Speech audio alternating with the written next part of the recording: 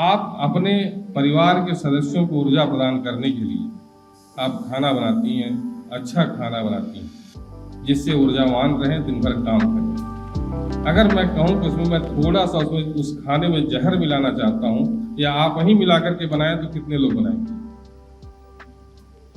लेकिन जाने अनजाने में ऐसा हमसे हो रहा है, जाने अनजाने में हम यही काम कर रहे हैं कि थोड़ा सा उसमें जो है जहर मिलाने का काम आप नहीं कर रही हैं, लेकिन हो रहा है और इसको हम जान भी रहे हैं, उसके बावजूद जागरूक नहीं हो रहे। बहुत सारे लोग इधर सब्जी की खेती करते हैं, बैगन की खेती कर रहे हैं, मिर्ची की खेती कर रहे हैं। संस्तुति 1.25 किलो बिस्सा की है, लेकिन 13 किलो, 14 किलो, 15 किलो डीएपी डालते हैं।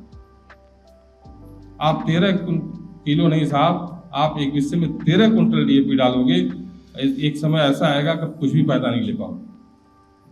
हमको खेत का ऑर्गेनिक कार्बन बढ़ाना पड़ेगा, सूक्ष्म जीवों की संख्या बढ़ानी पड़ेगी। अगर इनकी संख्या अगर बढ़ गई है तो हम जो है 1.25 किलो नहीं, 125 ग्राम में वो उत्पादन ले सकते। इसका एक उदाहरण आपको अगर बताऊं मैं आपको, अगर समझ में आए, आपके खेत के किनारे कहीं गोबर डाल दीजिए या कहीं आपने देखा हो, पूरे खेत में वही खाद डालेंगे, वही बीज डालेंगे, पानी वहीं देंगे, लेकिन जहां वो गोबर होगा वहां की फसल की वृद्धि, वानस्पतिक वृद्धि, उसके दानों में चमक, आपने देखा है कि नहीं देखा, महसूस किया कि नहीं किया? इस चीज कहीं भी अगर किनारे पड़ा, पूरे खेत में नहीं मिला, तो वहां का एक अलग, उसका पौधा ही अलग दिखता है।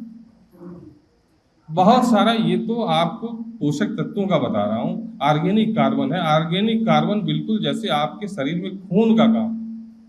खून क्या करता है आपके शरीर में? ऑक्सीजन ले जाता है, कार्बन डाइऑक्साइड ले आकर वापस छोड़ता है, जिसको बाहर कर निकालने का काम करता है।